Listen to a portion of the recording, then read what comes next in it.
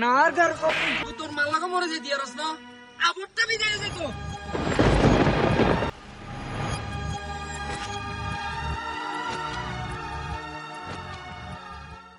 কিরে কই যাস?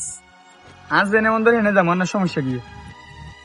আরে ভাই তুই যে হড়ালেখা করস আমার মানুষের কাছে শুনিয়ে তুই রাত ভরে নেশা করস ঘরে ঢুকস দেরি করি এখান করলে কি আঙ্গুবার মান সম্মান থাকবো না ভাই? আই নেশা পানি করলে আমরা সমস্যা কি? আমি আমনে কোন কি কস ভাই আই কন? আন্নে কোন মানে আন্নার হত ভাই আরে আন্নার লগে সুন্দর করে কথা কইবার টাইম আছে। তুই বেয়াদব হয়ে গেছিস। না আর ঘর কখন আরে ভাই তোর ভালো লাগে বলি বুঝাইলাম আর তুই আর গায়ে হাত তুলবি। তোরা তোমরা কি করার রেডি ভাই তোরে ভালো লাগে বুঝাইলাম হাতে আর গায়ে হাত।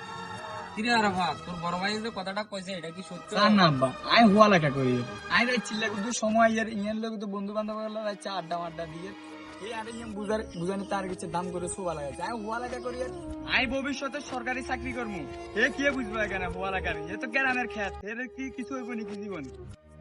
কিরে এত তো কথা ঠিকই কইছে তুই হাতের গায়ে হাত তুললি কে হাতের বড় লাগা শেষ হলে এত সরকারি চাকরি করব তোর মাই গিয়া হারা জীবন আরো জ্বালাই গেছে তুই তোর মাল্লাকে মরে যেতে পারস না আবরটা বিদায় যেত চল আব্বা সময় করে কষ্ট রাজ্যের বড় কিছু বাদ থাকবে না।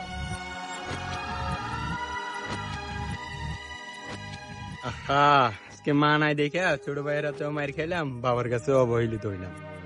মা ছাড়া পৃথিবীতে সন্তানের কোনো মূল্যই নাই।